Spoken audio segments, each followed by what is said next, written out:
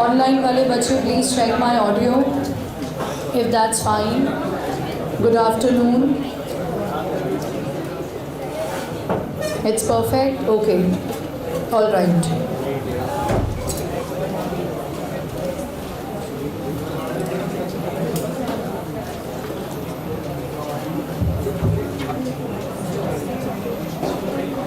इसको अतिक्रमण कहते हैं. ये अतिक्रमण कहलाता है. रख लो, कोई परेशानी नहीं. अतिक्रमण होता है दूसरे के जोन में अपना सामान डालना. ये कैसी घंटी बजी है? स्कूल वाला लंच वाला ऐसा आवाज़ आते से ही ऐसे क्या बोल रहे हो? खूब चांद. खूब चांद क्या मतलब होता है इसका? बहुत अच्छे. अच्छा हाँ. चलिए सब. So everyone, are we all ready? आवाज़ में दम नहीं. Are we all ready? Good. सबसे पहले आपकी, क्योंकि पिछली क्लास मैथ्स की थी और मैथ्स पढ़ते पढ़ते आप लोग आधे हो चुके होते हैं. बढ़िया था आज. अच्छा था आज. क्या पढ़ रहे थे? क्या पढ़ रहे थे? इक्वेशन. आज इक्वेशन की शुरुआत या आगे के? शुरुआत तो ठीक होती है. ओवरऑल भी अच्छा ही होगा. पानी अगर आपको पीना हो तो आप पानी पी लें, क्योंकि आप मेहनत में लग रहे हैं. अब तो खाने का तो समय नहीं कह सकती मैं, खा लो नहीं तो पता पड़े क्लास ही गई. लेकिन पानी एटलीस्ट पी लो. और बस इतना ही पीना कि ऐसा नहीं थोड़ी देर में मैं वॉशरूम, वो वाला नहीं. थोड़ा सा थोड़ा बस. आपको मैंने बैलेंस शीट का फॉर्मेट बनाने दिया था, बना लिया? कौन नहीं बना पाया? सच सच बताते हैं. देखो आप लोग मुझसे सच बोलते हो, ये आपकी सबसे अच्छी बात है. जो है सो है वो बताते हो आप मुझे. फॉर्मेट नहीं बनाया. और ऐसा क्यों किया आपने? थोड़ा सा बचा है.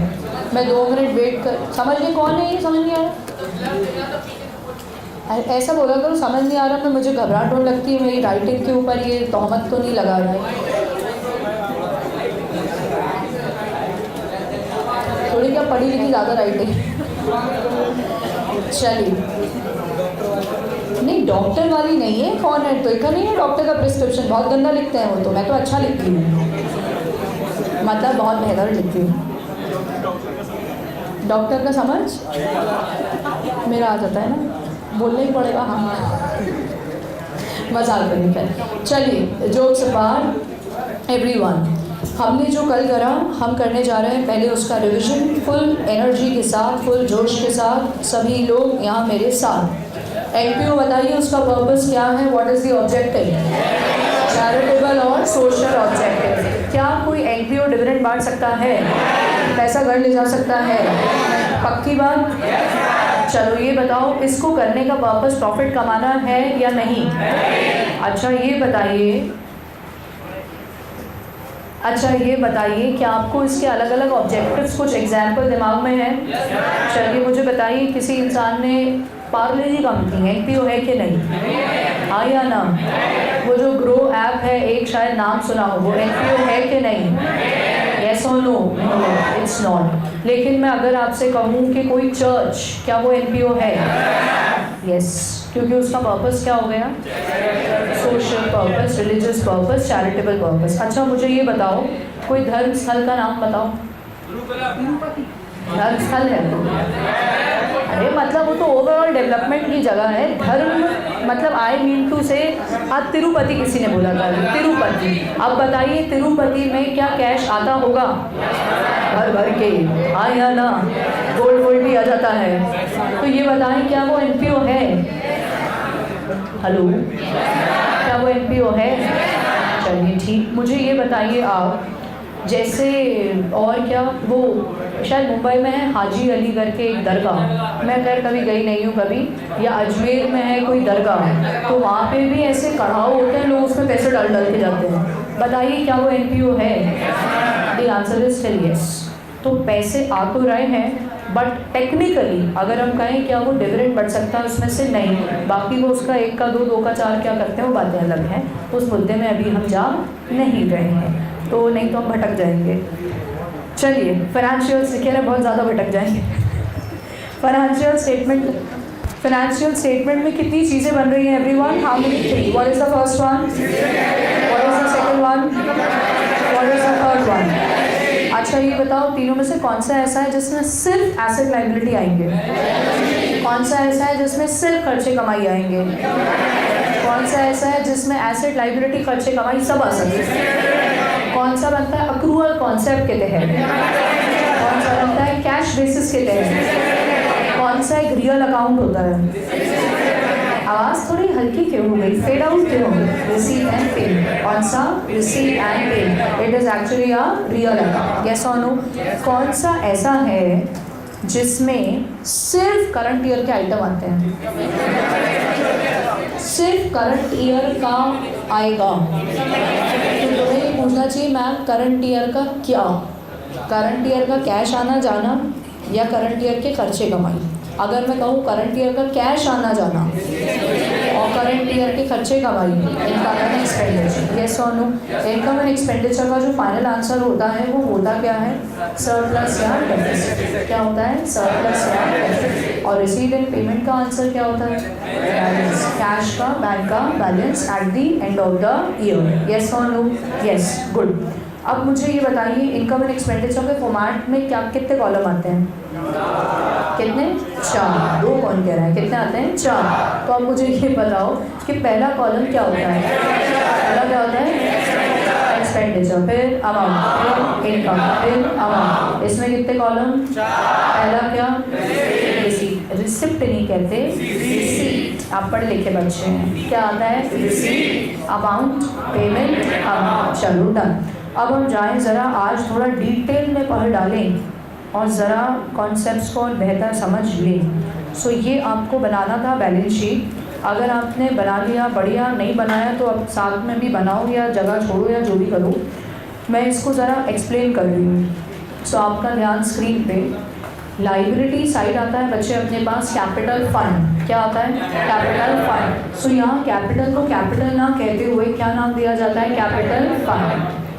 अब जैसे नेट प्रॉफिट कैपिटल में ऐड होता है, इसी प्रकार अगर आपका कोई सरप्लस हुआ है, सरप्लस, तो वो इसमें क्या होगा? ऐड। और अगर लॉस होता था तो माइनस, तो डेफिसिट है तो क्या होगा? माइनस। अग्रीड?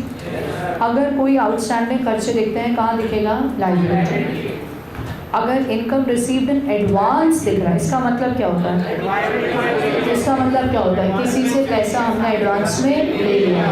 ये एसेट है कि लाइबिलिटी? क्यों लाइबिलिटी? भविष्य में सर्विस हमें देनी। Very good. तो ये कहाँ है? लाइबिलिटी। कोई लोन है कहाँ आएगा? लाइबिलिटी। अब एसेट में fix asset, asset. Prepaid expense क्या होता है? फटाफट डी में क्या होता है? पैसे हमने पहले से दे दिए, सर्विस लेना बाकी है, तो एसेट है ये। अक्रूड इनकम क्या होता है? काम कर दिया, सर्विस दे दी, पैसे लेना बाकी है, तो ये एसेट हो गया। स्टॉक क्या है? एसेट। कैश बैंक क्या है? एसेट। तो एसेट को एसेट में डालना है, लायबिलिटी को लायबिलिटी। अब नोट लिखा था, generally capital fund is not given. यहाँ पे बदतमीजी आ गई क्वेश्चन। क्या कर रहे हैं? कैपिटल फंड नहीं दे रहा। आप सभी ने शायद कभी ना कभी एक चैप्टर पढ़ा होगा जिसका नाम है इनकम्प्लीट रिकॉर्ड। बोलो हाँ या ना? वहाँ पे भी कुछ ऐसी बदतमीजी होती है। क्या गायब हो जाता था? कैपिटल। तो हम क्या बनाते थे? Opening balance sheet. Opening balance sheet में से बैलेंस करके कैपिटल निकालते हैं। सेम काम यहाँ होगा। क्या गायब कर दिया उन्होंने? Capital fund. तो अपन बनाएंगे ओपनिंग बैलेंस शीट और वहाँ से निकाल देंगे कैपिटल फंड। समझे आप बात? तो अपने पास क्या लिखा है? पढ़िए sentence. Generally capital fund is not given, so we will be required to make what? बोलो, opening balance sheet, and capital fund will be calculated by balancing. Got it? आगे बात वेरी वेरी इंपॉर्टेंट। ये भी point आपका कहाँ पे आया हुआ होता है? Incomplete record. वहाँ मैंने आपसे कहा होता है कि अगर कोई एडजस्टमेंट है तो उस एडजस्टमेंट के इफेक्ट को कौन सी बैलेंस शीट में लेते हो? क्लोजिंग। किसमें? क्लोजिंग। यहाँ पे भी कोई एडजस्टमेंट है तो उसको कहाँ लोगे? क्लोजिंग। सवाल एक ही आता है मैम, ऐसा क्यों? क्यों? क्योंकि बोलो एडजस्टमेंट किस साल से रिलेटेड है? Current year. और इस साल की बैलेंस शीट कब बनेगी? Year and. तो जो एंड में बैलेंस शीट बनती है वो किस साल की होती है? इस साल की। तो उसी में एडजस्टमेंट लेने होते हैं। बात क्लियर आपको? आई होप यस। चलो फटाफट बताइए मुझे अब कितनी बैलेंस शीट बनानी पड़ सकती है एवरीबडी? 2। पहली कौन सी? ओपनिंग। दूसरी कौन सी? क्लोजिंग। ओपनिंग के पीछे रीजन क्या है? Capital fund. अगर क्वेश्चन में कैपिटल फंड दिया हो तो बनाना है क्या? फेयर वर्किंग में बनेगा वर्किंग नोट। वर्किंग नोट किस में बनेगा? Working note. Is that clear to everyone? I hope yes. Adjustment बताओ, कहाँ एडजस्टमेंट लोगे? ओपनिंग में कि क्लोजिंग में?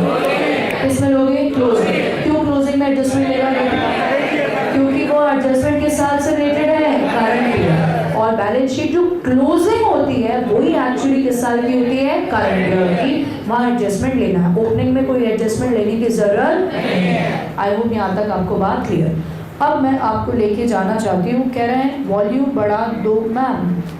वॉल्यूम कितना तेईस के बाद वॉल्यूम भैया ऑनलाइन में वॉल्यूम कैसे बढ़ाते हैं?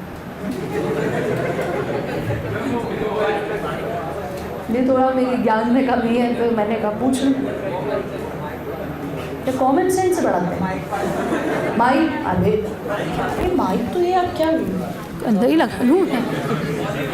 ये सीधे यहीं जोड़ लूँ अंदर से तार। माइक तो मेरा बच्चा पास ही तो है यार। देखो अब देखो। Hello hello hello. Mic check, volume check. अब सही चलेगा? चलो ऐसे ही चलाते हैं। चलिए सो अपने को अब मूव करना है एडजस्टमेंट्स पर। कहाँ जा रहे हैं हम? एडजस्टमेंट। मैं आपको ये बात बता दूँ और आप ये बात मेरी सुन लें। अगर आपने गौर से कॉन्सेप्ट से मेरे साथ एडजस्टमेंट पढ़ लिया, एनपीओ जैसा भयानक चैप्टर 90% आप खुद से सही कर पाएंगे क्वेश्चन। इतनी बड़ी बात मैं कह रही हूँ बिना मेरे असिस्टेंट्स के। सिर्फ मैं आपको इतना सा गाइड करूँगी, आगे का पूरा आप कर पाएंगे अगर कॉन्सेप्ट टाइम आपने मेरे साथ कॉन्सेप्ट अच्छे से पढ़ लिया। लेकिन आप कर रहे हैं बकरबाजी, और ये होते हैं नहायत ही बदतमीज़ बच्चे। नहायती का मतलब होता है एक्सट्रीम, एक्सट्रीमली बदतमीज़। सीए इंटर की क्लास लेके मैं अभी आ रही हूँ, जो नया बैच हुआ है चालू। जैसे ही मैंने टॉपिक उनको पढ़ाया, आज हम उनके साथ पढ़ रहे थे कैश फ्लो स्टेटमेंट। तो लगता 12th का है, लेकिन 12th का ख़तरनाक टॉपिक हुआ करता था अधिकतर के लिए। वो लोग ने जब पढ़ा बिल्कुल गौर से सुना, एक एक कॉन्सेप्ट ऑलमोस्ट क्लास का हर बच्चा परफेक्शन के साथ मुझे जवाब दे पाया। बट ये सिर्फ तब होता है जब क्या हाई हो? फोकस। आप आपस में पड़ोसी से बात करने लगते हो मुद्दा चलने के बीच में, बस वहीं आप अपने लिए गड्ढा खोद रहे हो। गड्ढा खोदने का मतलब अपने लिए कब्र खोदना, यही है सच्चाई। और कब्र खोदने का मतलब फेल होने की तैयारी करना। तो आपके सामने आके कोई डांस भी करने लगे, किसी का कुछ गिर भी जाए, आपकी भी बॉटल बीच में गिर जाए, अगर मैम का एक्सप्लेनेशन रुक नहीं रहा तो इसका मतलब हमें पूरे तरीके से उस बात को वहीं अब्जॉर्ब कर लेना है। Are you getting what I am saying? और आपको मैं दूसरी बात बता दूं before we start the adjustment, दो चीज़ें होती हैं। कल मैंने इंटर वालों को ये बात बताई थी तो मैं इसलिए बता रही हूँ। दो चीज़ें होती हैं, एक पत्थर स्टोन और एक होती है स्पंज। आप पत्थर के ऊपर कितना ही पानी डाल दें वो अब्जॉर्ब नहीं करता तो बह के चला जाएगा। और स्पंज की ऐसी एबिलिटी होती है कि उस पर आप जैसे ही डालेंगे वो पूरा अब्जॉर्ब कर लेगा। इसी तरीके से दो टाइप के बच्चे होते हैं, एक वो जिसके सामने आप ज्ञान की इतनी सी बात करो या इतनी करो, वो एज स्पंज बिहेव करते हैं, पूरी बात को अब्जॉर्ब कर लेते हैं कि इन्होंने क्या क्या सिखा दिया, हम सब सीख डालें, कोई चीज़ छूट ना जाए, यही हमारे लिए फ़ायदेमंद है। और एक होते हैं पत्थर कैटेगरी वाले, उनको आप सारी समझा दें, उनकी वो तासीर ही नहीं है, उनकी वो एबिलिटी नहीं है। वो इधर उधर देख दुखा के क्लास के अंदर नाप की कितनी बड़ी क्लास, कितने बच्चे मौजूद, कौन आया कौन गया, इसको करके ही वो अपना सब स्पॉइल कर लेते हैं। तो आप पहले तो ये देखिए आप किस कैटेगरी को बिलोंग करते हैं, और दूसरी आपको किस कैटेगरी में आना चाहिए। आई होप मैंने जो कहा आपको समझ आ गया। सो मैं बोलूँ I am starting the adjustment, this means late anything happen, unless side वाला कोलैप्स कर जाए तो देखना ज़रूरी है कि यार जीवन ज़रूरी है अगले का। बट अपार्ट फ्रॉम दैट कहीं पे भी फोकस भटकना नहीं चाहिए। Do you promise me for that, yes और no? Let's start our adjustment. Number 1, come to your copy, लिखेंगे life membership fees. Life membership fees पहला एडजस्टमेंट कॉपी में आपने डाला, लाइफ मेंबरशिप फीस। लिखने की स्पीड सुपर फास्ट होना चाहिए। इंस्टीट्यूट दे दो तुम कितना लंबा पेपर दे दोगे, हम इतनी तेज़ लिखेंगे कि पेपर पूरा निपटा लेंगे। तो ये हमें अपने दिमाग में रखनी है बात को। लाइफ मेंबरशिप फ़ीस आपने लिखा, एक्सप्लेनेशन लिखना स्टार्ट करो। In this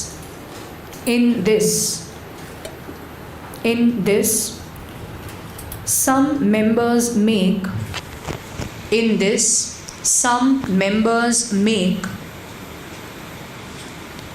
lump sum payment. In this, some members make lump sum payment of membership fees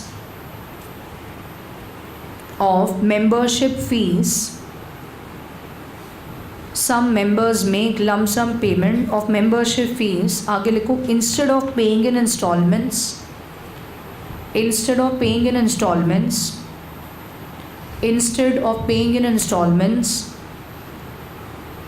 or annually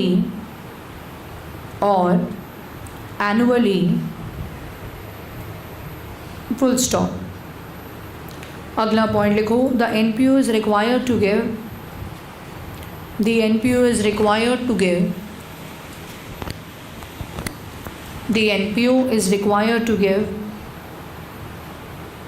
service to such a member till he is alive। The NPO is required to give service to such a member till he is alive।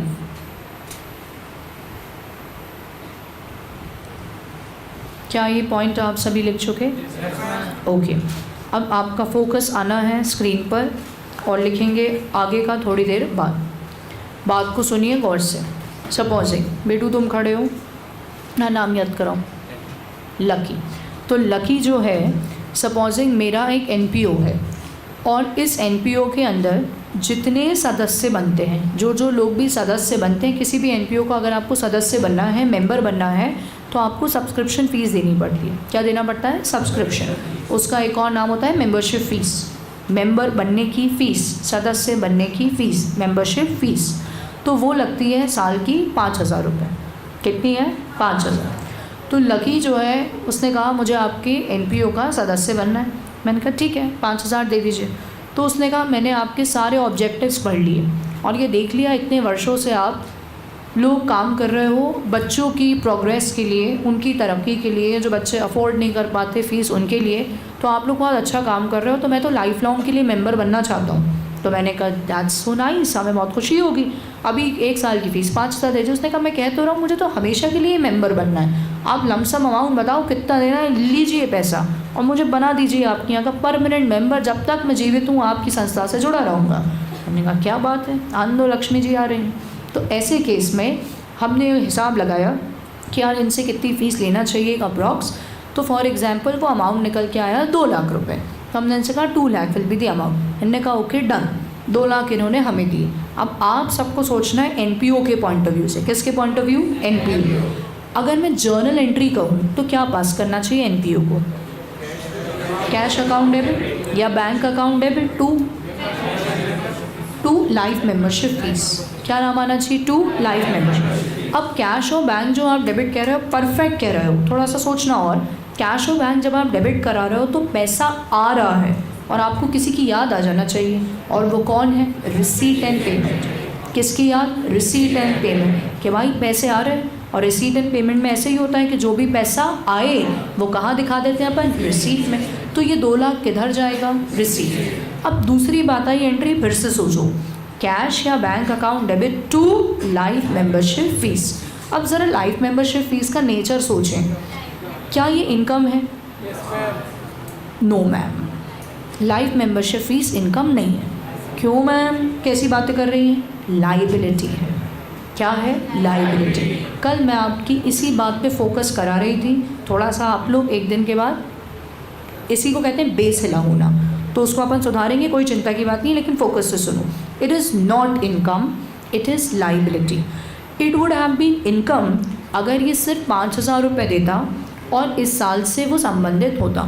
इसने मुझे 2 लाख दिए, जिसके बदले में मुझे इनको service not just this year but आने वाले सारे साल जब तक द पर्सन इज़ अलाइव तब तक हमें सर्विस देनी है। तो ये हमारी इनकम नहीं है, हमारी ये ऑब्लिगेशन है। क्या है ये? हमारी ऑब्लिगेशन, हमारी इनके प्रति लाइबिलिटी खड़ी हो रही है। So it will be treated as a liability for NPO. Are you getting the point everyone? Yes और नो? और इसकी जगह का ये 5,000 रुपये देके जाते हैं। एंट्री बोलो फटाफट, क्या करते हैं अपन? कैश या bank account debit to membership fees. Cash या bank account debit to membership fee. Cash bank कहाँ जाता? फटाफट रिसीव। कहाँ जाता? रिसीव। और मेंबरशिप फीस क्योंकि सिर्फ इस वर्ष से संबंधित है, दिमाग लगाओ 1 मिनट, जब हम ईयर एंड पे खड़े हैं, कहाँ खड़े हैं? ईयर एंड पे। तो क्या हमने इनको साल भर सर्विस दे दी होगी? यस। क्या साल भर ये सदस्य बने रहे? यस। कोई पार्टी हुई तो हमने इनको बुला लिया, कोई मीटिंग हुई तो हमने इनको बुला लिया, तो हमने सर्विस दे दी, तो ये इनकम हो गई। तो ये दिखता इनकम एंड एक्सपेंडिचर के इनकम में। कहाँ दिखता? इनकम में। लेकिन अब कहाँ दिखेगा? लाइबिलिटी। क्यों दिखेगा लाइबिलिटी में? क्योंकि आने वाले सालों तक सर्विस हमको देनी। क्या आपको लॉजिक समझ आया? ठीक, बैठो बेटा। अब इस बात को मैं उदाहरण लेके ही बताना चाहती हूँ। जब कोई बच्चा मेरे पास आता है, कहता है, आप में से कुछ हो सकते हैं ऑनलाइन में ऑफलाइन में, इसलिए ये बात मेंशन कर रही हूँ, और ऊपर वाला करे बाकियों की वो नौबत ही ना आए, लेकिन पता होना चाहिए। जब हमारे कभी अटैम्प्ट लग जाते हैं, for example 2 attempt, 3 attempt, 4 attempt, 5 attempt, 6 attempt, 2 साल में 6 अटैम्प्ट पहुंच जाते हैं, 1 साल में 3 तो होते ही हैं। बच्चे कहते हैं कि मैम मार्क्स नहीं आ रहे, मैं तो सवाल करके गया, मैंने क्वेश्चंस करे, मेरे मार्क्स नहीं आ रहे। तो एक होता है बेटू आर्टिफिशियल लर्निंग, आर्टिफिशियल इंटेलिजेंस नहीं, आर्टिफिशियल लर्निंग, और एक होती है कॉन्सेप्चुअल लर्निंग। आर्टिफिशियल लर्निंग सिर्फ इतनी सी बात है कि आपने सीधे कोई चैप्टर पकड़ा और उसके सवाल 1 बार 2 बार 3 बार कर लिए। ऐसा नहीं है कि आपको आया नहीं, बट मैं बताऊँ आपको वैसा नहीं आया जैसा आना चाहिए। कॉन्सेप्चुअल लर्निंग वो होती है जब आपको ये करना समझ आए कि क्यों हो रहा है, कैसे हो रहा है तो सीख लेते हैं 4 बार करके, 2 बार करके, लेकिन क्यों हो रहा है वो क्लियर होता है ना, तो आपकी स्पीड, जो बच्चे कहते हैं मैम स्पीड नहीं आती, वो ऑटोमेटिक बढ़ती है, क्योंकि आपको यहाँ क्लियर है, डाउट नहीं है कि ऐसा करूँ कि वैसा करूँ, सोचने में वक्त नहीं जा रहा, आप फटाफट कर पाते हो। दूसरी बात, जब नया पॉइंट एग्ज़ाम में आता है तो भी आपके अंदर वो एबिलिटी होती है कि आप पढ़ के ये समझ पाओ कि इसका ट्रीटमेंट करना क्या है। अब अटेम्प्ट लगने के पीछे मेन एक वजह यही होती है कि हमने चैप्टर तो कर लिया, लेकिन उसके पीछे जो वाई है, वाई क्यों, वो क्लियर नहीं। अब आप अभी देखिए, इतनी सी बात थी, मैंने आपसे जर्नल एंट्री पूछी, अधिकतर बता पाए, इसका मतलब एंट्री पास करना आती है। बट मैंने आपसे जैसे ये बात पूछी कि इसका नेचर क्या है, इनकम के लाइबिलिटी, आधे लोग फैल गए। और इसका मतलब इतनी बेसिक चीज़ होती है एसेट, लाइबिलिटी, इनकम, एक्सपेंस की डेफिनेशन, लेकिन हमारा कैटेगराइजेशन देखो आप इतना परफेक्ट नहीं। आप समझ रहे हैं अंतर? So conceptual learning and artificial learning में यही अंतर है। तो जब आप पढ़ें तो आपको हर चीज़ के पीछे क्या क्लियर होना चाहिए, वाई। ये एंट्री करी तो क्यों, इसको लेजर में इधर डाला तो क्यों, इसको फाइनल अकाउंट में उधर डाला तो क्यों, इसको जोड़ा तो क्यों, इसको घटाया तो क्यों, वो क्यों क्लियर है ना। रिविज़न नहीं भी करके जाते, कम रिवीजन होता है तो भी एग्ज़ाम में याद आ जाता है। बट अगर ये नहीं क्लियर हो और आप बोलो मैं तो रात भर जग के पढ़ के गया फिर भी नहीं निकला, तो रात भर जगने से कुछ नहीं होता। वो क्या है, आर्टिफिशियली आप अपने ऊपर डालने की कोशिश कर रहे हो, वो आपका है ही नहीं, वो आपको अंदर से क्लैरिटी नहीं है, तो फिर एग्ज़ाम में तो जाके पस पड़ जाता है यार। समझ गए आप मेरी बात? तो किस पे फोकस होना चाहिए अपना, conceptual learning instead of artificial learning. चलिए आइए इस बात पे। तो जिन भी बच्चों के ऐसे अटैम्प्ट लग चुके हैं और उनको अब ये बात समझ में आ गई कि हाँ यार ये बात है, इसका मतलब हमारा बुनियाद सही नहीं है, बेस सही नहीं है, वो बच्चे स्पेशली मुझसे आके अकाउंट्स के लिए मिलें, वो मुझसे मिलें और वो मुझे मेंशन करें। मैं यहाँ नंबर डाल रही हूँ मेरा स्क्रीन पे, वैसे मैं देती नहीं हूँ नंबर, ये स्पेशली उनके लिए दे रही हूँ जिनके कुछ अटैम्प्ट्स हो चुके हैं और उनको ये बात का एहसास हो गया है कि यार हाँ ये बात तो है। तो ये मेरा नंबर है, वो मुझे मैसेज करें, मेरे साथ मीटिंग फिक्स करें, मैं आपके साथ बैठूं और हम ये समझें कि how to correct this problem. This is important. पता पड़े फिर से क्वेश्चन करके चले आओ 4 और फिर एग्ज़ाम के बाद वही कहानी हो, तो देन इट्स अ प्रॉब्लम। क्या हुआ? हाँ, तो ऐसी नंबर परमानेंट थोड़ी ना दिखाऊंगी मैं, मेरा नंबर है। देती वेती नहीं हूँ मैं लोगों को, वो तो क्या है कि कोई अपने होते हैं तो सोचती हूँ चलो ठीक है, नंबर चला गया। चलिए डन। तो लेट्स गेट बैक। क्या यहीं कोई मिस कॉल देना शुरू कर दिया क्या किसी ने? यहीं कॉल। चलिए ये ड्रॉ करिए। कह रहे हैं अपने तो अपने होते हैं। जी साहब, अपने तो अपने होते हैं। चलिए ड्रॉ करिए। Come to your copy. NPO draw करो, बना दो बिल्डिंग फटाफट। एक व्यक्ति बना दो, लकी।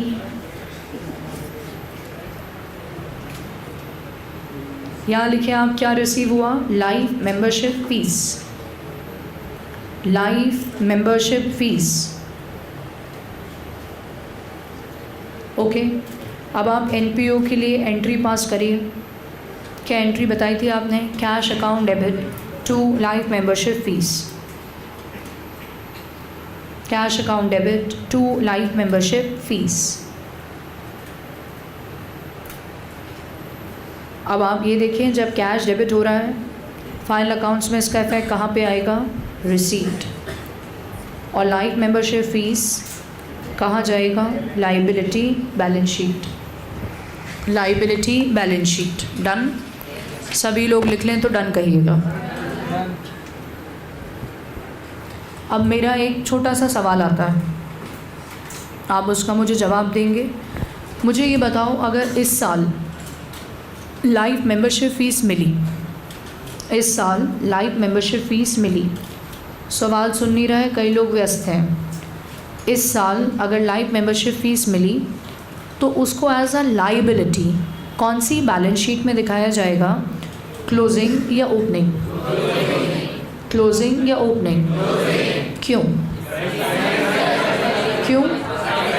क्योंकि वो कब रिसीव हुआ है? इस साल। और इस साल की बैलेंस शीट कौन सी होती है? क्लोजिंग। तो जब हम साल के एंड में खड़े हैं तब हम कह रहे हैं कि हाँ यार ये तो मेरी लाइबिलिटी है, मुझे इसके बदले इनको आने वाले इतने सारे सालों तक सर्विस देके चलनी है। ओपनिंग में क्यों नहीं आएगा? आप ये बताओ, जब पिछले साल खड़े थे हम लास्ट डेट पे, तब ये पैसा मिला हुआ था क्या? नहीं। तब कोई लाइबिलिटी थी क्या? नहीं। तो ये कब लाइबिलिटी है? करंट ईयर के एंड की बैलेंस शीट में दिखाना है। Got the point? ओके, चलिए आगे आ जाइए। नेक्स्ट लिखिए number 2, entrance fees. Entrance fees. Entrance fees oblique करके लिखो admission fees. Entrance fees oblique करके लिखो admission fees. Entrance fees oblique करके लिखो एडमिशन फीस। हाँ मेरे बच्चे, आप अपना नाम पहले सही डालो। आपका नाम लिखा है सैमसंग SM। आपका कहना है पूरा लाइबिलिटी में, येस। उसके कुछ फर्दर ट्रीटमेंट्स भी होते हैं। तुम सही दिशा में क्वेश्चन पूछ रहे हो, बट वो आगे पढ़ा करते हैं हम, फाउंडेशन लेवल पे नहीं होता। सो आपने लिखा एंट्रेंस फीस, दूसरा नाम क्या है? Admission fees. लिखो when some new member, when some new member joins the organization, when some new member joins the organization, when some new member joins the organization,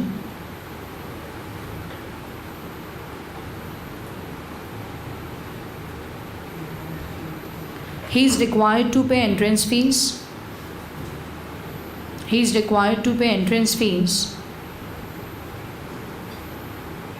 He is required to pay entrance fees oblique admission fees. He is required to pay entrance fees oblique admission fees. Next point लिखो, this fees may be retained by organization. This fees may be retained by organization. This fees may be retained by organization permanently.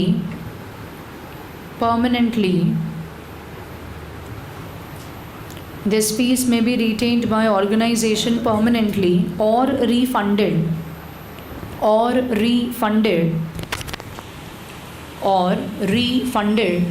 when the member leaves the organization, or refunded when the member leaves the organization, or refunded when the member leaves the organization. Has everyone written? लिख लें तो done कहिएगा. Okay, perfect. अब इसके बाद pens रख देंगे आप और हम आएंगे कॉन्सेप्ट के ऊपर. Are you all ready? Okay. अब अपने पास, ओके बेटा, ऑनलाइन वाले बच्चे भी फोकस करेंगे कॉन्सेप्ट पे अब. हाँ जी, फ़ैन ऑफ, कूलिंग ऑफ. अरे कितना बेहतरीन सुहाना लग रहा है. बहुत कश्मीर. अरे कूलिंग की जगह फ़ैन ऑफ करवा दे. दोनों ऑफ. मैं भी ऑफ हो जाऊंगी फिर. रुको, मैं कूलिंग ऑफ करा देती हूँ पहले. Cooling of please. लिख दिया मैंने. बच्चे बस प्लीज़ इधर का रहने देना, बाकी चलेगा वह इधर चलने दो. यहाँ वाले लोग, माफ़ी चाहती हूँ मैं आपसे, बट कोई दिक्कत नहीं है. चलो अपन लोग फिर सेम टीम के लोग बैठे हैं. चलिए, हो गया बस. क्या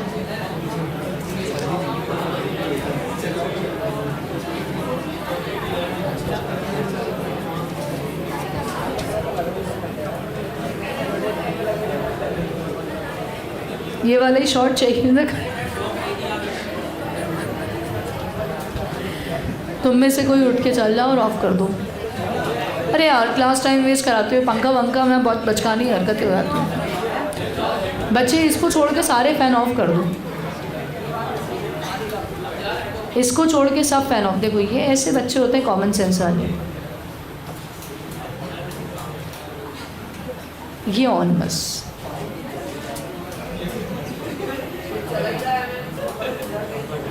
कह रहे नवंबर में कौन एसी चलाता है? मैं गाड़ी से मैं एसी ऑन करके आती हूँ.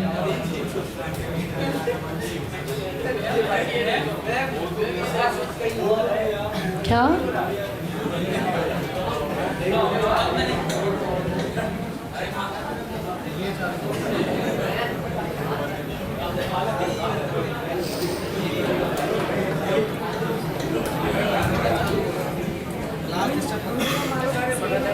बेटा, सब हो गया. वहाँ का तो ऑफ ना हो पा रहा.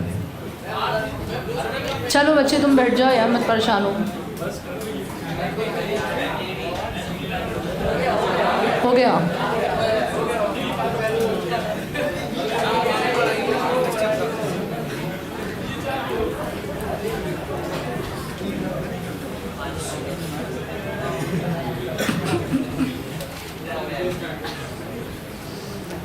फाइनली हम पढ़ लें.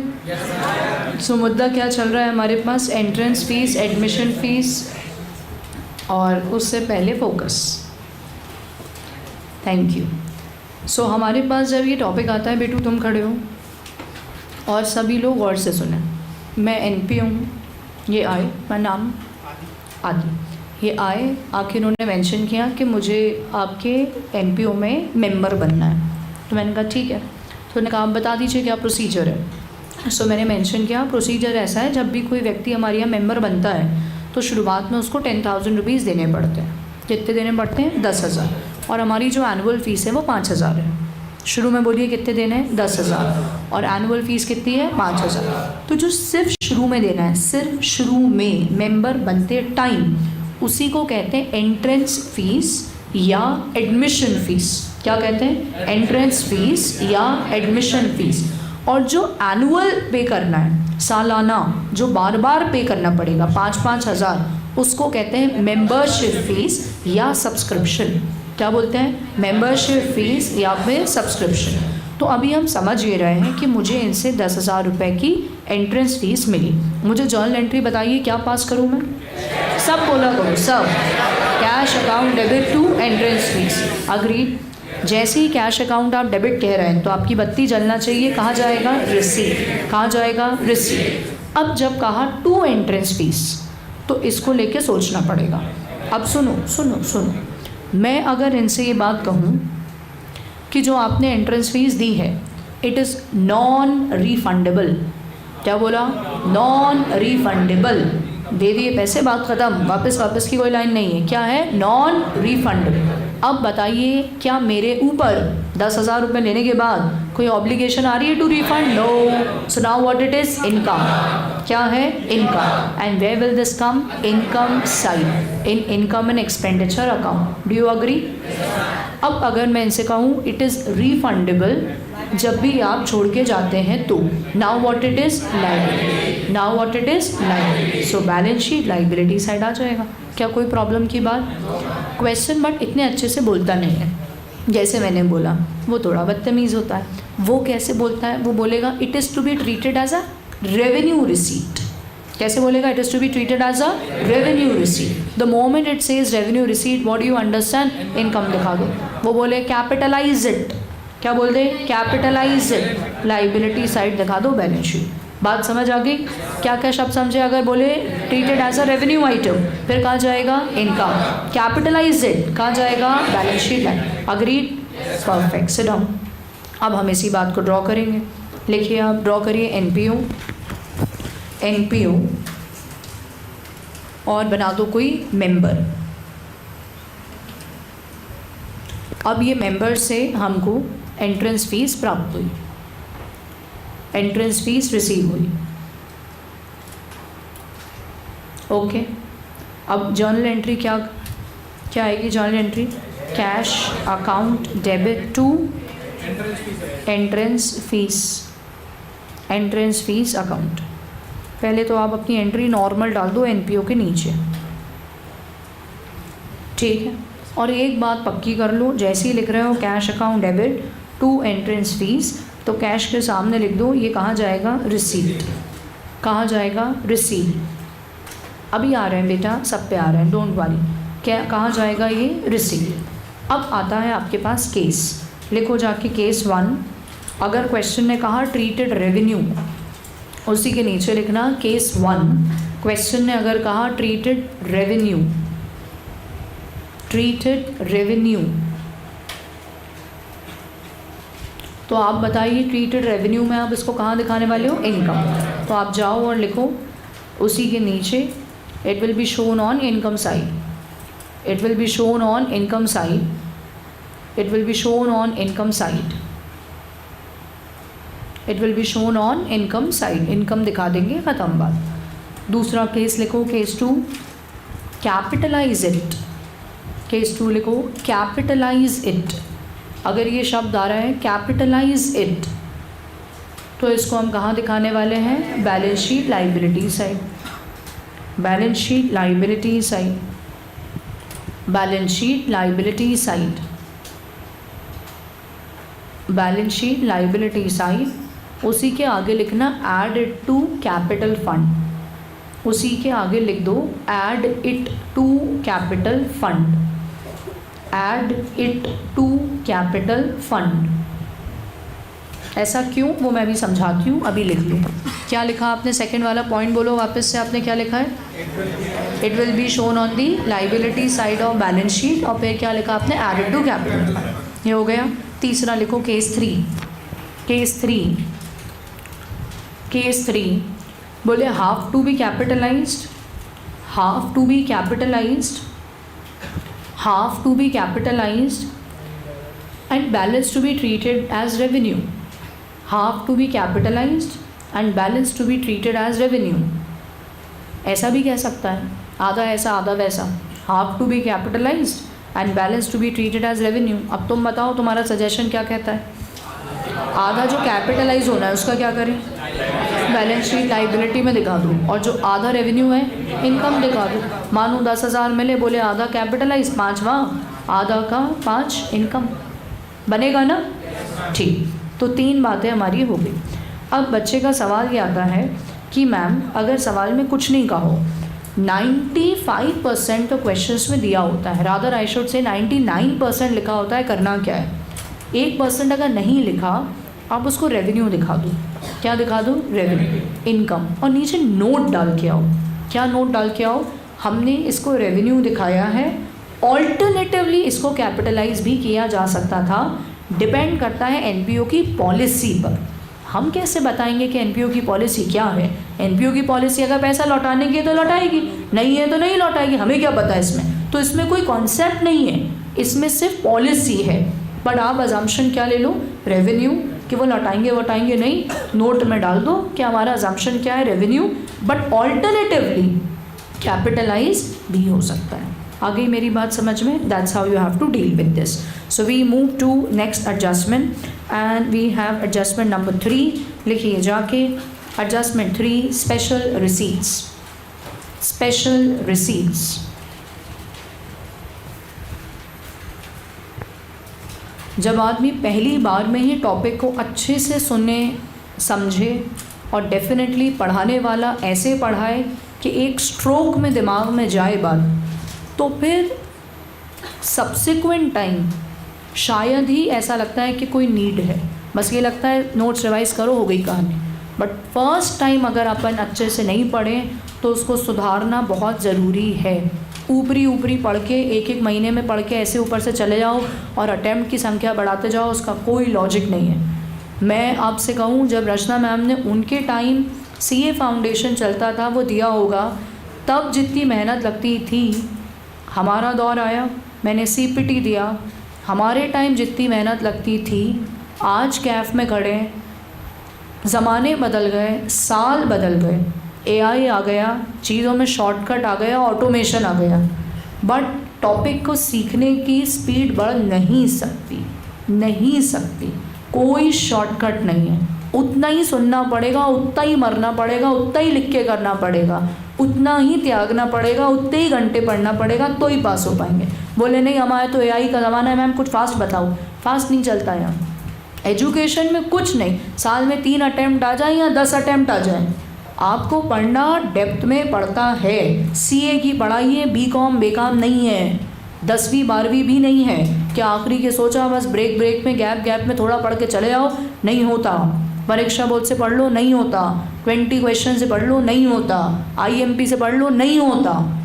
मेरे आप इम्पॉर्टेंट लेके बोलो मैम सारे इम्पॉर्टेंट हम 4 बार कर लें, वो तब काम आएगा जब टॉपिक पहली बार अच्छे से पढ़ा होगा। अच्छे से पहली बार नहीं पढ़ा, बोलो क्वेश्चन सहारे चले जाओ, ऐसे पास नहीं हो सकते। और अगर ऐसे पास हो रहे होते तो ये उन सबके साथ अन्याय है जिसने घुस के डीप में पढ़ा, और ये आपके साथ ज़्यादा बड़ा अन्याय है, बिकॉज जब आप काम में घुसोगे, जॉब में जाओगे, प्रैक्टिस करोगे, क्या कर पाएंगे? बोलेंगे आईएमपी करके आए थे, बस उसी भरोसे पास हुए, कैसे चलेगा? इसलिए अपने अंदर जो लोग बोलते हैं, कई बार घबराते हैं मैम 1 से 2 अटैम्प्ट लग गए, कोई गम की बात नहीं है भाई। पिछली बार सीख नहीं पाए थे, इस बार सीख पाओगे, सीख के पास हो तो सच सक्सेस है, एक्चुअल सक्सेस है। इंस्टेड के बस पास हो गए, 200 पे आके समाओ किस्मत ने साथ दे दिया, 201 पे हो गए, पता पड़े आता वाता तो ढंग से कुछ है ही नहीं, तो सब बराबर कहाँ हो जाता है? इंटर फाइनल में। तो इसको अपने को क्या करना है? अपने बेस को स्ट्रॉन्ग। चलिए हेडिंग क्या डाली आपने? Adjustment number 3, special receipt. इसको लिख रहे हैं आप, these are special, these are special as they are not received in ordinary course, as they are not received in ordinary course of their activities, as they are not received in ordinary course of their activities। बस इतनी सी बात लिखना है, these are special as they are not received in the ordinary course of their activities। क्या ये लिख लिया सबने? ऑल राइट, अब हम ज़रा एक एग्जाम्पल डिस्कस करेंगे, सभी का फोकस यहाँ होना चाहिए, ठीक है? चलो यहाँ खड़े हो जाओ तुम पाँचों, 1 2 3 4 5, यहाँ से 6 7, 2 रो 3 रो खड़ी हो जाओ। अब सब गौर से यहाँ बात सुने। एक हमारा ग्रुप है, संगठन, इन ग्रुप के साथ मैं हूँ, तो हम लोग सब लोग का एक क्या है? एनपीओ है, ठीक है? बट होता ऐसा है, मानो ये सब चार्टर्ड अकाउंटेंट बन चुके हैं, सब अपने अपने इधर उधर कामों में अस्त व्यस्त रहते हैं, तो मुलाकात नहीं हो पाती। तो हमने अपने एनपीओ का ऐसा रूल बनाया हुआ है कि भाई साल में हर क्वार्टर बाद 3 महीने बाद हम एक गेट टुगेदर करते हैं फैमिलीज़ के साथ, बैठेंगे, गप्पे लड़ाएंगे, मस्ती करेंगे, घूमेंगे फिरेंगे, खाएंगे पिएंगे, ओके टाटा बाय। अब जब भी ऐसा प्रोग्राम हो रहा है, अब गौर से सुनिए, एनपीओ की मानिए मैं अध्यक्ष हूँ, तो सब लोग ये लोग ना अपना मेंबरशिप फ़ीस तो देते हैं, वो तो एक बात हो ही गई, मेंबरशिप फ़ीस मिल रही है। लेकिन जब ऐसी कोई पार्टी ऑर्गेनाइज बीच में होती है तो उस पार्टी के पूरे प्रबंध का खर्चा लगता होगा या नहीं लगता होगा? यस। तो हम लोग ने ये डिसाइड करा हुआ है कि जब भी ऐसी पार्टी होती है तो सभी लोग कंट्रीब्यूशन देते हैं 1,000 रुपये का। सब ने 1000 दिए, मैंने भी 1000 मिलाए, पूरे पैसे इकट्ठा हो गए। तो ये एनपीओ के पॉइंट ऑफ व्यू से क्या है? एक स्पेशल रिसीट।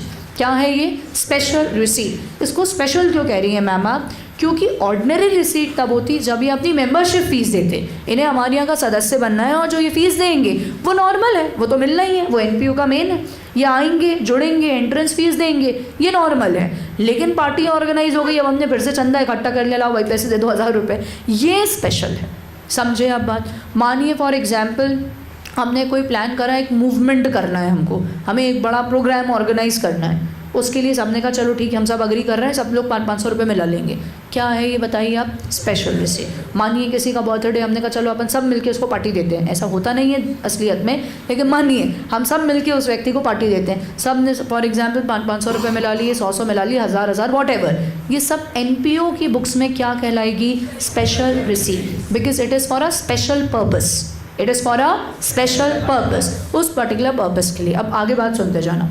कितने लोग होंगे? तुम लोग 4 5 6 7 8 9 10 11 लोग, मैं 12। 1000 रुपये हमने इकट्ठा करे, कितने रुपए हो गए सभी बताइए? 1200। अब एनपीओ क्या जर्नल एंट्री पास करेगा? बोलो। Cash account debit to special receipt क्या है, या cash account debit to amount receive for party, कुछ भी नाम जो भी होगा पर्पस वो आ जाएगा। ये एंट्री परफेक्ट है। जो कैश डेबिट कर रहे हो उसको बताओ फाइनल अकाउंट्स में कहाँ दिखाएं? रिसीट, क्योंकि पैसे आ रहे हैं। अब मैम वो जो पैसे आ रहे हैं, जो टू स्पेशल रिसीट है, उसको कहाँ दिखाएं? अभी उसको होल्ड करते हैं। अब आगे बात, हमने पार्टी ऑर्गेनाइज करने के लिए बात करी। अब तुम खड़े हो जाओ बेटा। अतुल ना, अतुल जो हैं वो हैं हमारे यहाँ खाने वाने का बंदोबस्त करेंगे ये, ठीक है? अभी समझ लो। सो ये केटरिंग का काम कर रहे हैं। तो हमने अतुल से बातचीत करी तो इन्होंने बोला कि मैं लूँगा पर प्लेट के फॉर एग्जांपल 500 रुपये के हिसाब से। तो इनका टोटल हमने बिल देखा 6000 रुपये इनका पहुंच रहा है, ठीक? यश खड़े हो जाओ। इनका काम है डेकोरेशन का, तो ये हमारा पूरा सारा का सारा डेकोर वेकोर ये सारा काम करेंगे। इनसे बात कर लिया, इनने कहा मिलूँगा 2000 रुपये, ये बात हो गई। अगले खड़े हो जाओ। ये क्या कर रहे हैं? ये अलग से हमने इनको बोला डीजे हैं ये, डिंच तो इनसे अलग से बात करी, तो इनसे हमने थोड़ा पैसे वैसे बार्गेन करवाए, 2000 रुपये इसके हो गए। क्लियर? अब इन सब में मिला के मैंने इन सबको जब पेमेंट्स करे, बोलो कितने रुपए जा रहे हैं? 10,000 है। साहब बढ़िया चल रहा है। कितने गए? 10,000। अब मैं एंट्री पास करूँगी तो एक्सपेंस डेबिट करेंगे हम, और पैसा जा रहा है तो क्या करोगे? To cash. फटाक से बताओ, जब टू कैश हो रहा है, टू कैश कहाँ जाएगा? पेमेंट। ये बात सही है। और खर्चे को हमने डेबिट मारा। अब आप लोग को ये समझना है कि वहाँ से हमारे पास 12,000 की कमाई हुई, फिर ये समझना है 10,000 का खर्चा हुआ। तो यहाँ पे एनपीओ में हम इन दो को अलग अलग ना दिखाते हुए इनकम एंड एक्सपेंडिचर में नेट आउट कर देते हैं। क्या करते हैं? Income and expenditure net out. हम करते हैं 12 आया, 10 गया, कितना बचा? 2000। मैम वापस नहीं करेंगे क्या? नहीं करेंगे, नहीं। अब क्या 2000 वापस करना बुरा लगता है? ऐसे 2000 रुपये वापस तो 2000 रुपये एनपीओ अपने पास रख लेता है। क्या करेगा? एनपीओ अपने पास रख ले। तो बट मैम क्यों रख रहा है? आगे की पार्टी में कभी कोई कमी वमी होगी तो 2000 वहाँ पे एडजस्ट कर लेंगे। तो ऐसा नहीं होगा जैसे स्कूल में होता था, टीचर्स डे पे सबने 10-10 रुपये मिलाए, 20-20 बचे पैसे तो सबने समोसा खा लिया। समोसा खा के ख़त्म नहीं करेंगे। यहाँ पे एक संस्था चल रही है। क्या चल रही है? संस्था। तो पैसों को ये नहीं कर रहा है कि अब जो आया रिफंड कर दो, रख लेंगे कि इसी को आगे कोई पर्पस में कहीं पे यूज़ कर लिया जाएगा। सो वो जो 2000 बच रहा है, it will come where as income, it will come as income. और मैं 2 मिनट वाइस से वर्षा कर रही हूँ। कितने आए थे फटाफट बताओ? 12,000। मानो अतुल के रेट ज़्यादा हैं, 8,000 इनने लिए। ये भाई साहब जो है सजावट वाले, इनने लिए 3,000। और ये ढिंचक डीजे वाले कितने आए? 3,000। अब बोलो कितने रुपए लग गए? 14। और आए कितने? तो कितने एक्स्ट्रा? तो अब ये नहीं कहेंगे पार्टी कैंसिल, ऐसा नहीं होता है। 2000 कौन अपनी जेब से दे देगा? एनपी संस्था ही तो है, मेंबर्स की ही है और मेंबर्स के लिए ही है। तो ये कहाँ पे आने वाला है? इनकम एंड एक्सपेंडिचर के एक्सपेंडिचर। कहाँ आएगा? एक्सपेंडिचर। कितना अमाउंट आ जाएगा? 2000। क्या आपको बात समझ आ गई? तो आप मुझे टोटल अकाउंटिंग इफेक्ट बताओ। जब पैसे आ रहे हैं कहाँ जा रहे हैं? रिसीव। जब पैसे जा रहे हैं कहाँ आ रहा है? पेमेंट। और जो नेट आउट कर रहे हो वो कहाँ जा रहा है, इनकम एंड एक्सपेंडिचर। इनकम है तो इनकम साइड, एक्सपेंडिचर है तो एक्सपेंडिचर। Got it? पक्की बात? चलिए, thank you so much. Are you all clear with it? Yes, come to your copy. Online वाले बच्चे बताएं क्या आपको क्लियर है।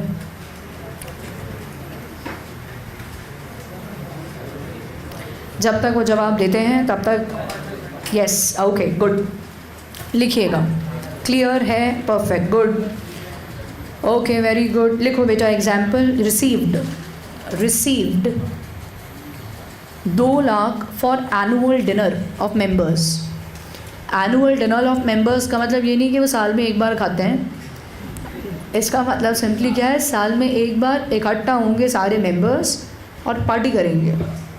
Receive 2 lakh for annual dinner of members. आगे लिखो, ₹1,95,000 is spent. ₹1,95,000 is spent on annual dinner. ₹1,95,000 is spent on annual dinner. Show effect in final accounts. Show effect in final accounts. Show effect in final accounts. क्या आपने example लिख लिया? चलिए, अब हम ज़रा इसकी एंट्रीज़ लिखेंगे। पहली एंट्री लिखो, cash account debit to receipt for annual dinner. Cash account debit to receipt for annual dinner. Cash account debit to receipt for annual dinner 2 lakh. Cash में से एरो बनाना और साइड में लिख देना ऐसी आर। ये कहाँ जाएगा? Receipt side. कहाँ जाएगा? Receipt side.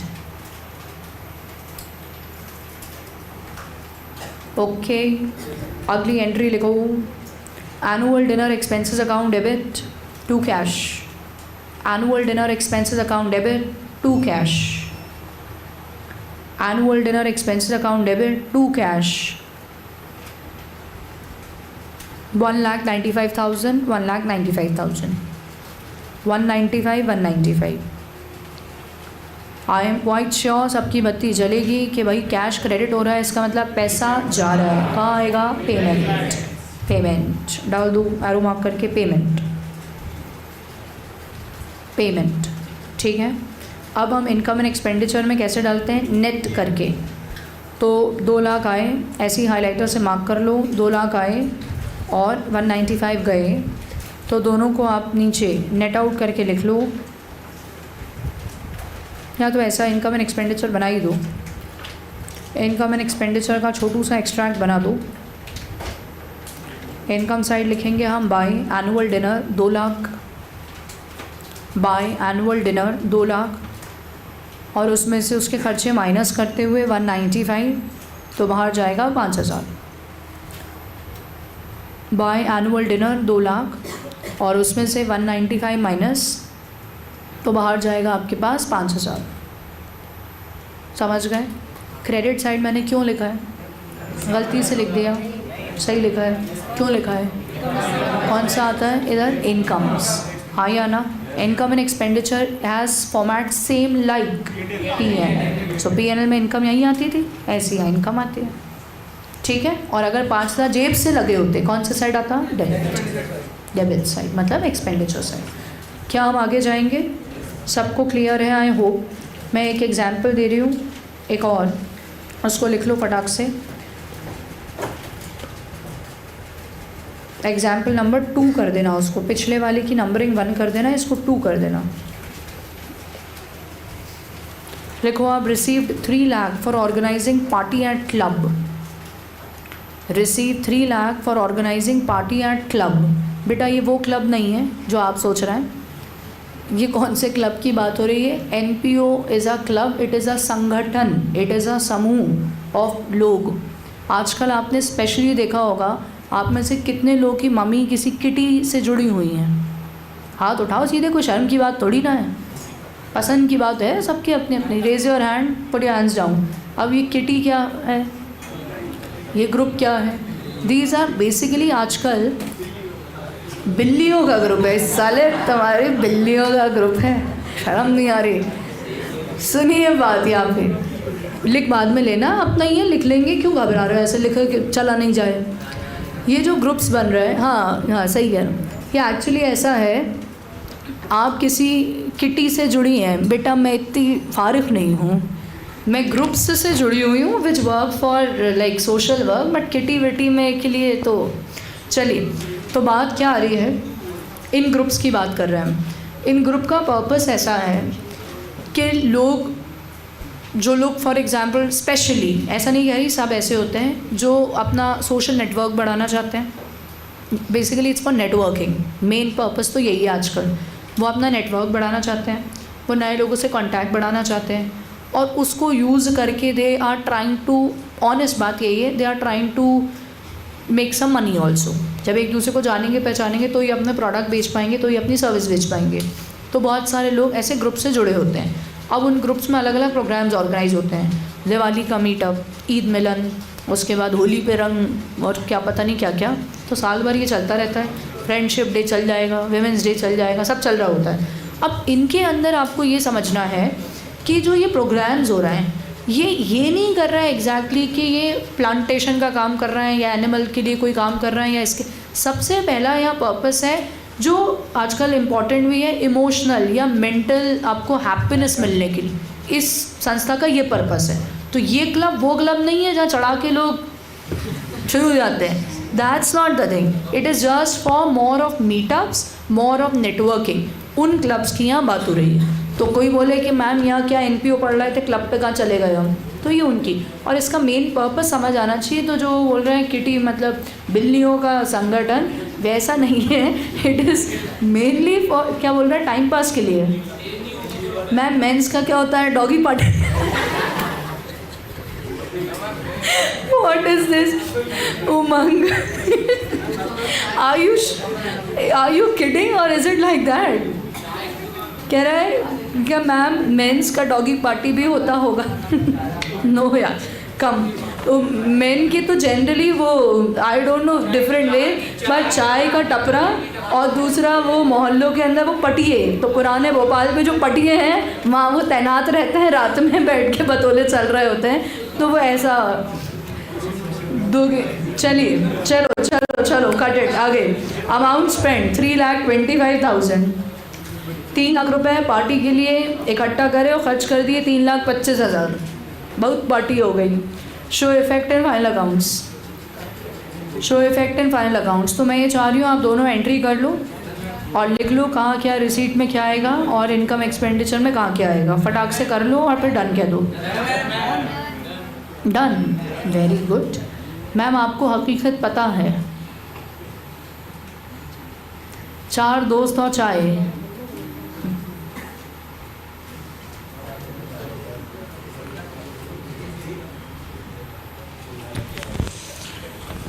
बस चाय तक रुक जाएं, वही बेहतर है।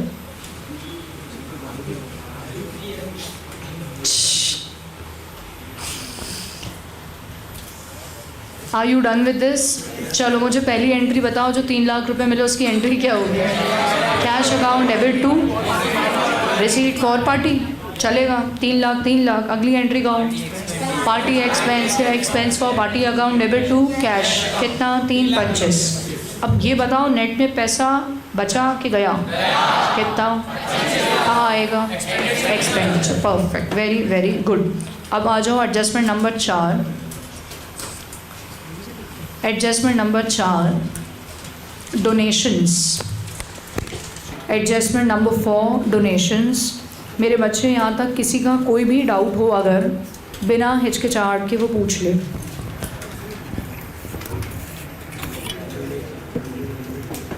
किसी का कुछ भी यहाँ तक कोई भी डाउट हो, बिना हेजिटेशन पूछ ले वो। मैम अगर फुल अमाउंट यूज़ हो गया तो अच्छी बात है, इनकम एंड एक्सपेंडिचर में नहीं आएगा।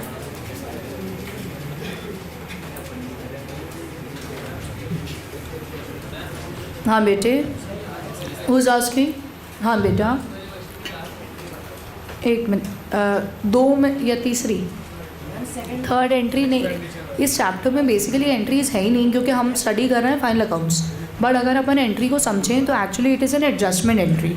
What it is an adjustment entry. Supposing मैं इसका बताऊँ, so what will happen, this receipt for annual dinner, this will get debited to close the account. Income credit होती है, क्लोज करो तो डेबिट. 2, ये जो एक्सपेंस है ये डेबिट पड़ा है, एक्सपेंस को क्लोज करने के लिए क्रेडिट करते हैं, तो 2 एनुअल डिनर एक्सपेंसेस और फिर 2 इनकम एंड एक्सपेंडिचर. सो यहाँ आएगा 2 लाख, यहाँ आएगा 1,95,000 और इनकम एंड एक्सपेंडिचर में 5,000 क्रेडिट हो रहा है. ठीक है. और अगर मैं इस एग्जाम्पल के लिए कहूँ तो यहाँ क्या हुआ, कैश 2 वही रिसीट फॉर पार्टी, और अगले में क्या होगा, एक्सपेंडिचर फॉर पार्टी 2 कैश, और फिर क्या होगा, तीसरे को नेट आउट करने के लिए इनकम को क्लोज करना है तो क्या कर देंगे, debit receipt for party, expenditure को क्लोज करना है क्रेडिट कर देंगे 2 एक्सपेंडिचर फॉर पार्टी, और क्या होगा, इनकम एंड एक्सपेंडिचर डेबिट हो जाएगा इस बार कितने से, 25,000. समझ गए. क्यों ये चैप्टर में एंट्री वेंट्री है नहीं, वो तो लॉजिक्स के लिए मैं आपको एंट्री बताती चल रही हूँ और उसने एडजस्टमेंट एंट्री पूछी तो बता दी, तो ठीक है. बस आ जाइए आप आगे. किसी का कोई और डाउट अगर होता है तो आप मुझसे पूछ लें, हम नहीं तो डोनेशंस पर मूव करें आगे.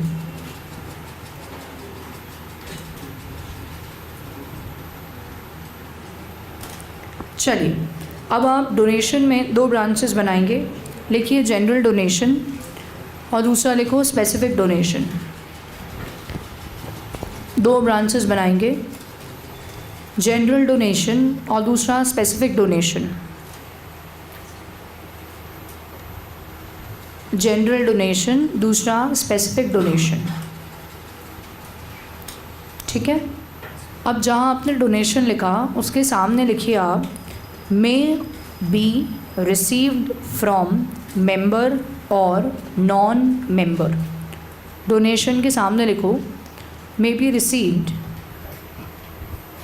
from member और non-member. may be received from member और non-member. लिखा, this may be received from member और non-member. अब जहाँ आपने लिखा है जनरल डोनेशन, उसके नीचे लिखिए the amount is received, the amount is received, the amount is received, the amount is received without any condition, the amount is received without any condition attached to it, the amount is received without any condition attached to it.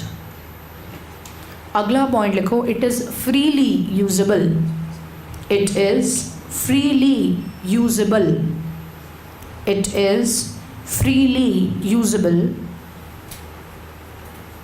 अगला specific donation, specific donation के नीचे लिखो the amount is with some attached objective. The amount is with some attached objective. The amount is with some attached objective. It can be spent only on that. It can be spent only on that. It can be spent only on that. बताएं, are you done with writing? Good. I think everybody done till here and let's understand the meaning everyone. सबसे पहली बात, focus आपका पूरा यहाँ donation का मतलब क्या है. डोनेशन आप सभी जानते हैं. अगर किसी को किसी का ऑब्जेक्टिव पसंद आए, उसका पर्पस पसंद आए, तो हम अगर कोई दान कर देते हैं तो बस वही क्या हो जाता है, डोनेशन. सिंपल. ये कौन कर सकता है? अभी ये सारे हमारे मेंबर्स खड़े थे, तो ये जितने मेंबर हैं क्या ये डोनेशन दे सकते हैं? यस. ऐसा नहीं है कि वो मेंबर हैं तो मेंबरशिप फ़ीस ही देंगे. मेंबरशिप फ़ीस तो इसलिए देते हैं ताकि वो यहाँ के मेंबर बन सकें, सदस्य बन सकें. लेकिन अगर ये कोई चैरिटेबल पर्पस के लिए कोई योगदान देना चाहें, कोई चैरिटी देना चाहें, कोई डोनेशन देना चाहें, तो ये दे सकते हैं.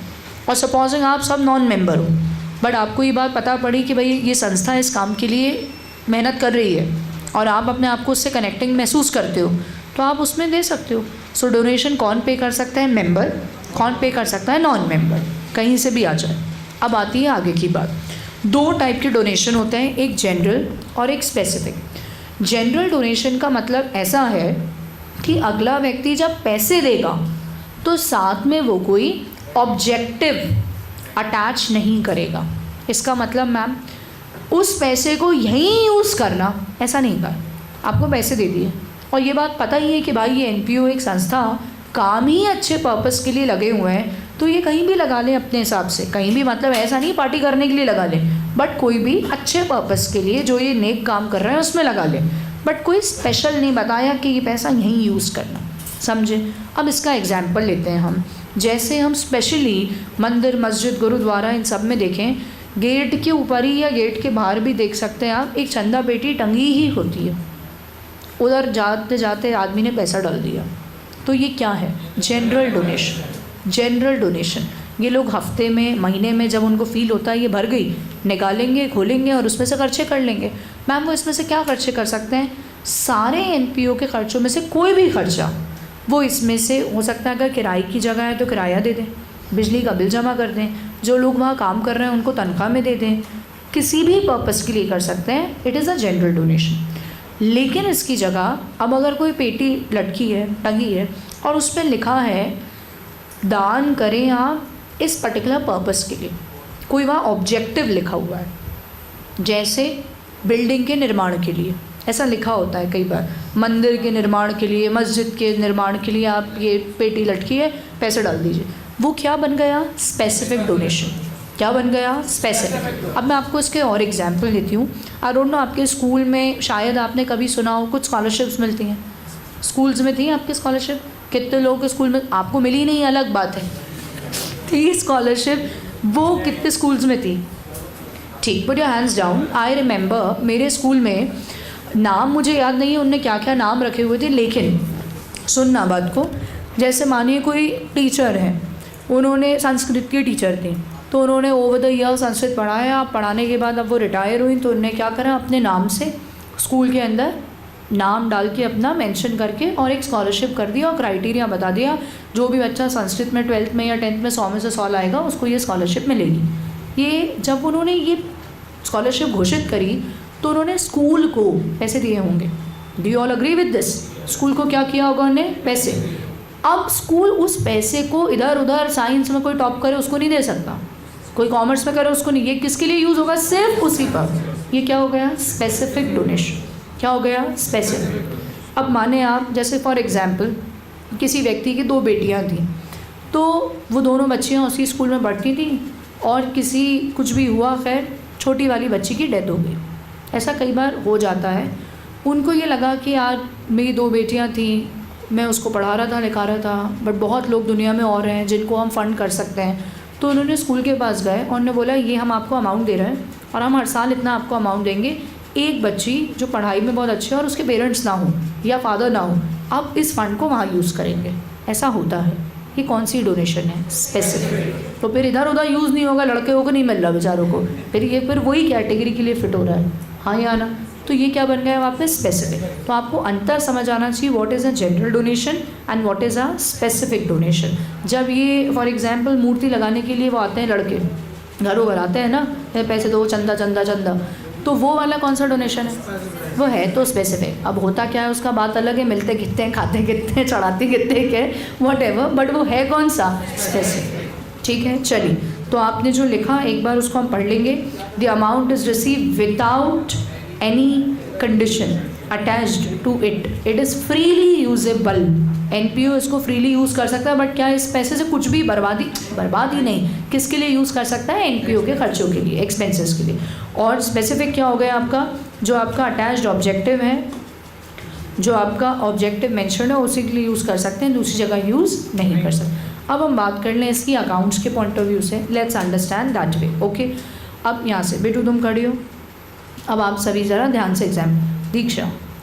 दीक्षा ने, मैं एनपीओ हूँ, पैसे इसने, ये सीए बन गई और इसकी पहली तनख्वाह आई और इसने पहले से सोच के रखा था कि मेरी फर्स्ट सैलरी का मैं 10% चैरिटी में दूंगी। तो इसने 10% अपनी तनख्वाह का निकाला और आके इसने हमारे NPO को पैसे दे दिए और बोला कि आप इसको यूज़ कर लीजिएगा अपने हिसाब से। अब हमारे लिए सबसे पहले एंट्री बताओ कि हम एंट्री क्या पास करेंगे। Cash account debit to donation, cash account debit to donation. Cash का इफेक्ट हम कहाँ दिखाएं, परफेक्ट। और टू डोनेशन का दिखाएं, इनकम। ये क्या है, इनकम। इनकम तब होती है जब आपके लिए वो चीज़ फ्रीली यूजेबल हो। क्या बोला मैंने, फ्रीली यूजेबल। उसके ऊपर इफ़ एंड बट नहीं है, आपके सर पे कोई ऑब्लिगेशन नहीं है, आपको ऐसा ही करना ऐसा नहीं है, जैसे चाहें वैसे यूज़ कर सकते हैं, वो ही आपकी इनकम होती है। तो जो ये पैसा इनसे मिला है इसको हम कहाँ दिखा देंगे, हमारे इनकम एंड एक्सपेंडिचर के इनकम में। क्या बात समझ आ गई, ठीक, सिट डाउन। अब बेटू तुम खड़ी हो, तुम्हारा नाम क्या है, स्नेहा। स्नेहा आई और स्नेहा ने ये करा कि हमें वापस डोनेशन दिया और ये भी सी बन गई। इनकी भी पहली तनख्वाह आई, इन्होंने कहा मैं अपनी तनख्वाह का वापस 10% ऐसे यूज़ करूँ। जब इन्होंने हमें डोनेशन दिया तो इन्होंने उसमें बड़ा स्पेसिफिकली मेंशन किया कि आप इस पैसे को यूज़ करेंगे, फॉर एग्जांपल हम इन्वायरमेंटली काम करते हैं तो आप इसको स्पेसिफिकली यूज़ करेंगे ताकि जो भोपाल का पोल्यूशन इतना हो रहा है उसको कम करने के लिए। या तो कोई इक्विपमेंट इन्होंने बता दिया कि ये इक्विपमेंट है, इससे पोल्यूशन कंट्रोल होगा, एयर पोल्यूशन कंट्रोल, आप इसको ऐसे यूज़ करेंगे। समझ में आ गई बात। अब बताओ हम एंट्री क्या पास करें, cash account debit to donation ही आएगा। नाम चाहे तो नाम लिख दें, डोनेशन फॉर पोल्यूशन कंट्रोल ऐसा। अब इसका ट्रीटमेंट बताओ, कैश कहाँ जाएगा और ये डोनेशन और लाइबिलिटी क्यों, परफेक्ट। क्या आ गया, ऑब्लिगेशन। क्या आ गया, ऑब्लिगेशन। किसी का भी फ़ोन मुझे अगर टेबल पर रखा दिखा तो वो फ़ोन मेरा होगा, ज़्यादा लोड की बात ही नहीं है, बस वो मेरा होगा और मैं आपके लिए बहुत शुक्रगुजार होंगी। मतलब मेरा दिख सकता है, आपका नहीं। मेरा तो मेरा ही है, वैसे भी चीटिंग वीटिंग हम तो ऐसे ही हैं। तो आपको समझ आया, बताइए कहाँ जाने वाला है वो, लाइबिलिटी, और वो क्या बन रही है, ऑब्लिगेशन। तो मैम क्या वो लाइबिलिटी में ही दिखता रहेगा, सुनो बात को। अभी जब प्राप्त हुआ पैसा, फिर से एंट्री कह रही हूँ, cash account debit to donation for pollution control. Cash गया रिसीट में और ये कहाँ गया, डोनेशन लाइबिलिटी। आगे की बात, अब ये पैसे को हम देखते रहेंगे कि भाई ये क्या है, हमारी लाइबिलिटी। हमें इस पैसे को कहाँ खर्च करना है, उसी पर्पस के लिए। आप पैसा निकाला और उस पर्पस के लिए खर्च कर दिया, उसी कार्य के लिए खर्च कर दिया। अब क्या करेंगे हम, एक्सपेंड डेबिट करेंगे, टू कैश करेंगे। पैसा जाएगा, बोलो कहाँ आएगा, पेमेंट में। अब जो ये एक्सपेंस डेबिट करा है, खर्चा डेबिट करा है, सोच के बताओ ये कहाँ जाएगा। सोचो तो पहले, क्वेश्चन समझो। क्वेश्चन क्या बोला मैंने, क्वेश्चन जो इन्होंने कहा था, उसी जगह हमने खर्चा कर दिया तो खर्चा debit, expense debit, to cash. To cash तो पेमेंट में जा रहा है, वो खर्चा कहाँ जाएगा। कितने लोग कह रहे हैं एक्सपेंडिचर, अरे अभी तो कह रहे थे, बताओ कितनों का कहना है एक्सपेंडिचर, नहीं, फिर कहाँ जाएगा, लाइबिलिटी से माइनस। लाइबिलिटी से माइनस। एक्सपेंडिचर क्यों नहीं दिखा रहा है, क्योंकि इसी खर्चे के संबंध में हमने क्या खड़ी करके रखी है, लाइबिलिटी। तो हम लाइबिलिटी को डेली देख के नमस्कार करते थे, भाई लाइबिलिटी कम करना है, लाइबिलिटी कम करना है। तो अब कर दिया ना खर्चा, तो क्या करना है अपने को, अब लाइबिलिटी कम, क्योंकि उसके ऑब्जेक्टिव को हमने पूरा कर दिया। अब मानो इन्हें दिए थे 1 लाख रुपए और अभी हमने खर्चा किया है सिर्फ 20,000 का, तो लाइबिलिटी कितने से कम करोगे, 20। फिर हमने 30 का खर्चा किया, हम लाइबिलिटी कितने से कम करोगे, 30। अब किया 50 का, कितने से करोगे, कम, 50। अब बैलेंस शीट में लाइबिलिटी खत्म, over. Is that clear to you? So will it come on expenditure? No. Where will it come? Liability में से minus. Got it? बैठो बेटा। चलिए साहब एग्जाम्पल लिख लीजिए। जनरल डोनेशन के नीचे, जनरल डोनेशन के नीचे मैम अगर लाइबिलिटी 50 की है और खर्च 60 कर दिए, फिर क्या होगा।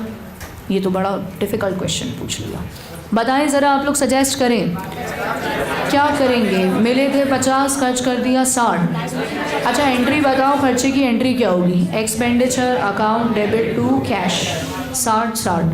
अब 60 में से 50 का क्या करोगे, लाइबिलिटी से माइनस। अब लाइबिलिटी दिखेगी 0 और क्या 10,000 एक्सपेंडिचर, 10,000 आप लोग इतने कितने इंटेलिजेंट हो गए, कैसे जवाब दे पा रहे हैं। आप ये बताइए ये जवाब कैसे आए। कई लोग एनपीओ फर्स्ट टाइम पढ़ रहे हैं, देखो किसी ने पिछले बैच में पढ़ा है, फर्स्ट टाइम पढ़ रहे हैं, कैसे जवाब आ रहा है। फोकस से अलावा बेस कॉन्सेप्ट बिल्डिंग, कितने एडजस्टमेंट आप पढ़ चुके हैं already.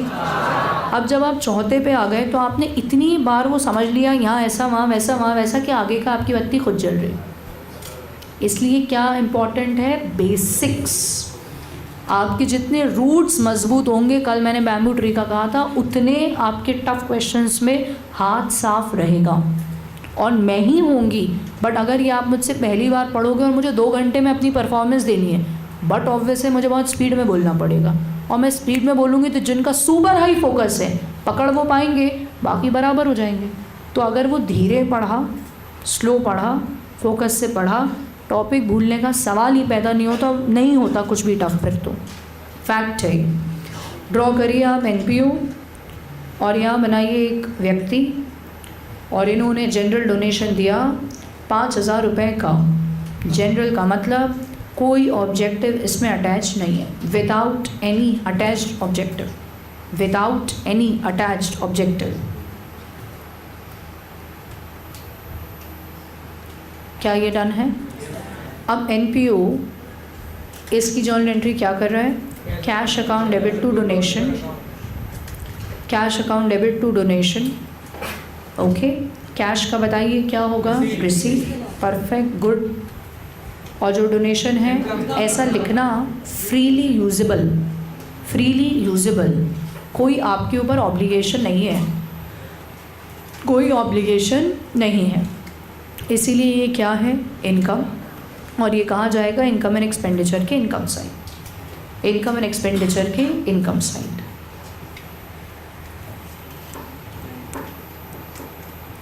Is that clear to all, perfect. अब आप स्पेसिफिक डोनेशन के नीचे ड्रॉ करेंगे। कोई एनपीओ है, कोई एनपीओ है, उसको किसी व्यक्ति से 5,000 का डोनेशन मिला, एनपीओ को किसी व्यक्ति से 5,000 का डोनेशन मिला, और साथ में ब्रैकेट में लिख देना spend only on education of a girl child, spend only on education of a girl child, spend only on education of a girl child. अब मुझे ये बताओ ये जनरल है या specific, specific, spend only on education of a girl child. अब NPO के लिए जर्नल एंट्री बोलो क्या होगी, cash account debit to donation या डोनेशन फॉर गर्ल एजुकेशन, जो भी है, something like this is what we have to write. Cash account debit to donation for girl education, something like this you have to write. Okay, अब ये बताइए जो cash debit हो रहा है ये कहाँ जाएगा,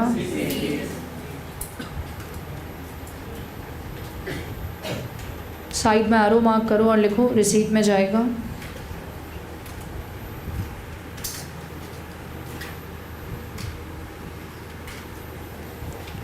और जो to donation for girl education है वहाँ लिखेंगे आप लाइबिलिटी। क्या लिखेंगे, लाइबिलिटी।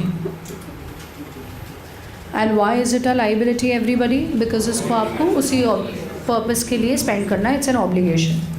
तो ये कहाँ आने वाला है बताएं, liability side of balance sheet, liability side of balance sheet, liability side of balance sheet. आगे लिखो when this amount will be spent for that purpose, when this amount will be spent for that purpose, जब इस पैसे को आप उस purpose के लिए खर्च करेंगे। When this amount will be spent for this purpose, जब आप इस पैसे को उस उद्देश्य के लिए खर्च करेंगे।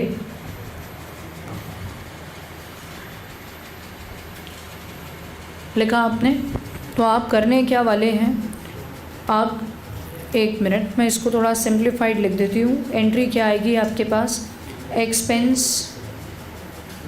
For girl education to cash, ऐसा लिख लो अभी। Expense for girl education to cash. ठीक है, तो ये जो आपने टू कैश करा है मुझे बताइए ये कहाँ जाएगा? पेमेंट्स, पैसे गए, परफेक्ट। और जो ये एक्सपेंडिचर है फॉर गर्ल एजुकेशन इसको कहाँ ले जाओगे? लाइबिलिटी में से माइनस कर दोगे, लाइबिलिटी में से माइनस कर दो। सबको समझ आ रहा है क्यों माइनस कर रहे हैं? क्योंकि एक्सपेंस में थोड़ी ना दिखाएंगे हम अपनी तरफ से वो खर्च नहीं कर रहे हैं, जो पैसे आए थे उसी में से खर्च कर रहे हैं, तो हमारी ऑब्लिगेशन कम हो जा रही है। ओके, चलिए, सो हमारे 4 एडजस्टमेंट हो गए। हमारे पास 5वां एक लेगेसी है, इसको हम और देख लेते हैं क्योंकि ये डोनेशन से रिलेटेड है। मेरी क्लास 2 तक है ना, 2-3 मिनट एक्स्ट्रा पढ़ लेते हैं। चलो, ब्रेक है क्या? अरे यार, फिर ब्रेक में से टाइम नहीं लूँगी मैं, फिर तो नेक्स्ट क्लास पढ़ते हैं, क्योंकि पाप पढ़ता है भूखे लोगों को। ऐसे पाप पढ़े नहीं पढ़े, लेकिन मुझे दर्द होता है कुल मिला के। चलो, so we'll continue tomorrow. Bye bye everyone. कितनी देर का ब्रेक है? आधा घंटा। और उसके बाद